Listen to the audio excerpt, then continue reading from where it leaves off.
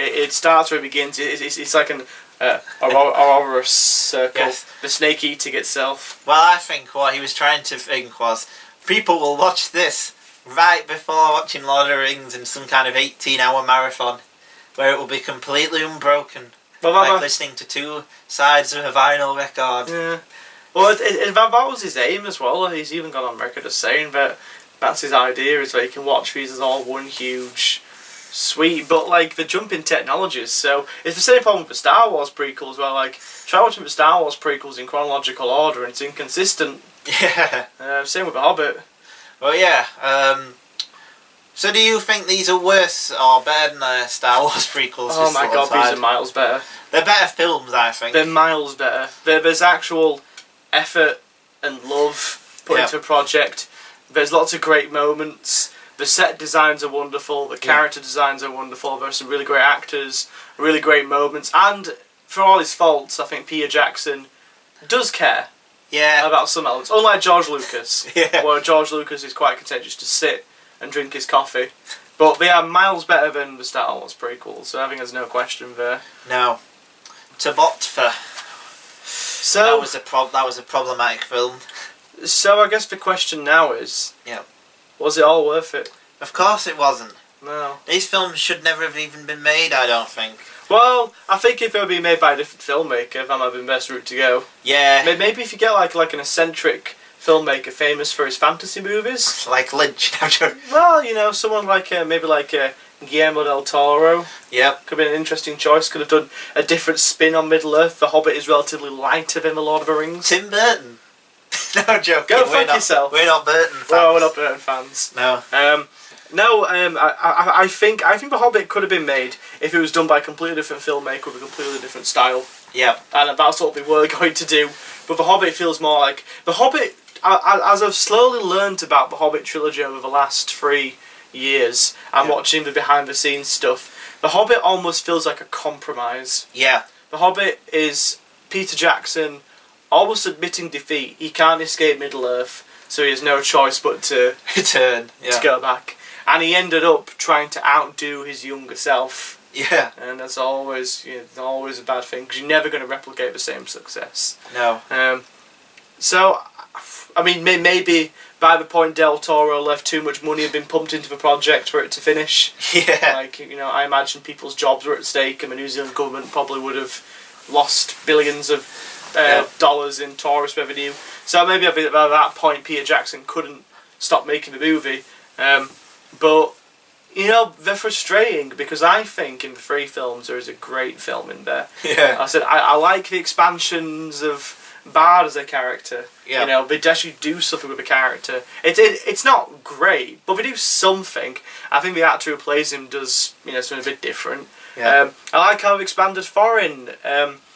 I love Martin Freeman as Bilbo. I think he's pitch perfect. Yeah. Any scene with Ian McKellen is great. He lights up the screen with his presence. He seems pretty bored, I think, in these prequels. You can tell, I don't think so. He said he hated making them. He hated the early parts. Yeah. He hated the early parts where they filmed him on a green screen. And then after that, Peter Jackson was like, okay, bro, I understand. That quote's been misused, I think. Yeah. He hated the first 2 weeks because then Peter Jackson admitted defeat and filmed it in a more traditional way. Oh, good. No, I think he's really wonderful and magical in these films. I still think he's got an effortless presence. I think he's good in it. He looks tired. Yeah, he looks tired. I don't think he looks bored. I think he looks tired. I like Sylvester McCoy as Radagast for Brown. He's so fucking bizarre and weird. Yeah. But then inherently the project's broken. Yeah. Inherently the whole concept of doing a dark version of The Hobbit while keeping all the light elements in there is misguided.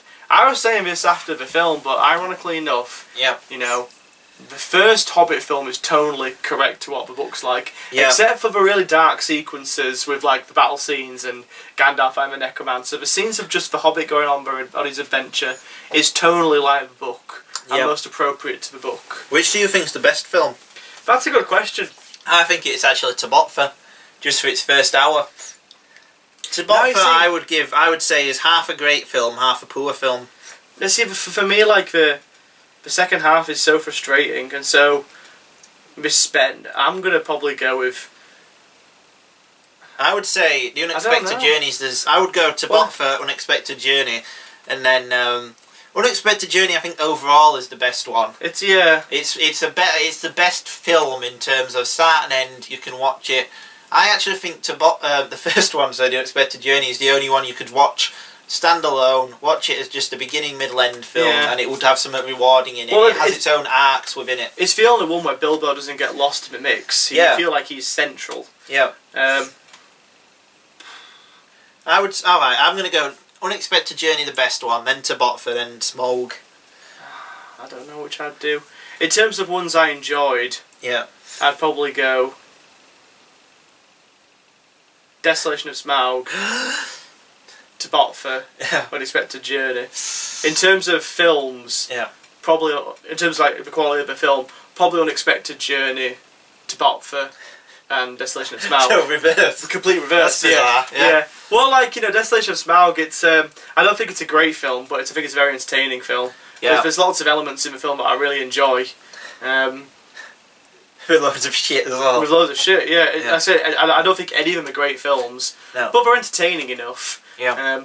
I just think something like Desolation of Smaug and Battle of the Five Armies is ultimate proof that, well, for me anyway, that even though a film might not be great, you can still kind of enjoy it. Yeah. It's like the Pink Flamingos of blockbuster cinema. It's not great, but god damn it, do you love it. Yeah. Well, I'm all like. Yeah. Overall, I like the Hobbit films. They're fine, they're okay, but they're no Lord of the Rings. That's an understatement. I don't even like them, really. I think they're just bloated and excessive. Yeah. I think, I'm coming out from as like a Tolkien fan as well. I love the books, and it's nice seeing a beloved children's classic brought to screen in all its violent glory. But wouldn't you rather have it be done well? Yes, you're right. It would annoy me more though to have a book I enjoyed to be done because haphazardly. Because the scenes that they adapt directly from the book are great. Yeah. Like they are pretty much like the book. They totally get it just right. Yeah. The troll sequence in the first one's fantastic. It's like the book. Yeah. I think the scene with the spiders in Mirkwood until the elves turn up is great. It's like the book. Yep. So no. They do. This is what I find really frustrating is that they do justice to the chapters in the books. Yeah. But they mire it in the self-indulgent stuff to make it artificially into 3 movies. Yeah. Like the conversation with Smaug, it's brilliant. It's great. It's like the book. It's like each character trying to get information from the other. It's like a power of words. It's like a word battle essentially. Yeah. And you're really getting into it. And then they ruin it by it going on a bit too long and then having silly fun antics with the dwarves because we need an exciting way to end the second film. So they take a lot of beloved chapters of the book and rob those moments of some of their majesty. Yeah. But no, like the scenes that they're doing directly from the book do justice to the book. Yeah. So I'm satisfied in that regard. And it's nice seeing all this extra material thrown in there, but at the same time I feel like could have saved it for the extended cut. What? Could have saved it for the extended cut. Yeah. The extended cut Lord of the Rings was like that was for the fans. Yeah. Like the original cuts that are out, released in the cinema, were for general audiences, people who had never heard of Middle Earth, with some service done to the fans. The extended cut is pure fan territory. Yeah. And all the scenes have added back in. Well, in my opinion, enhanced the films and making better films. Yeah. But there was no excitement surrounding Battle of the Five Armies. No one's. Well, what excited. I'm going to say, what amazed me was just the apathy towards this one. I can almost feel it in the audience. Yeah. Could you? You know what I mean? I felt people probably went just for the obligation of I've seen the first two. I like Tolkien. Someone invited me. Yeah. Meh. Like the audience, we thought it was really restless and like just talked all the way throughout, chatted and laughed. Laughed. Somebody belched. Oh yeah. Well, what was that moment? Was it like when Thorin died? Yeah. Yeah, someone belched. It was really funny. Thorin died, and it was like no, and someone went. Everyone in the cinema laughed. It was really funny. Yeah. I just think like as they've gone along, I think even with Desolation of Smaug, there was a little bit of this, but like remember when Unexpected Journey, there was months of hype and Yeah. everyone was like, yeah, this is going to be great, or taking the piss out of it and stuff, saying it was so bloated, but Yeah. it just came out and it was a huge hit and everyone sort of felt something. And then Desolation of Smaug, it was lesser, but there was still a little bit there. Now it's like, oh, it's coming out. Yeah. So they haven't even bothered releasing it on the same day in America. No. They can't be that bothered about, because that's like a standard thing to with your to stop piracy and stuff. Yeah. But it's like now it's just like meh. I think even like if you look at like I don't know what the fuck I was gonna say. Because like when Unexpected Journey came out, it was a massive hit, but a lot of people left the cinema really disappointed. Yeah. I think that's shown even in like the running time. Yeah. Like, you know what? I would have gladly sat down for another 20 minutes, like of a Battle of the Five Armies, if it meant improving the ending. I think if it meant improving the film. I would have quite happily sat there for another 20 minutes. Yeah. I don't think Peter Jackson had any problem with his butt-numbing length of his films. Yeah. I said I would have quite happily sat there for another 20 minutes of just them showing the ending or littering the rest of the film with scenes that improve it. I mean, maybe the extended cut will be better. Yeah. I mean, I imagine the extended cut maybe will be better. Maybe it will show the scenes that I want to see. There are still so many bad things about this one, though. But I think it'll. I think it might improve some elements. This one felt like stuff was cut, to me anyway. I felt that the ending definitely, to Battle of Armies, just felt like it went like, this is here, oh, cut. In fact, ironically, Yep. these Hobbit films almost mirror the structure of the Lord of the Rings book.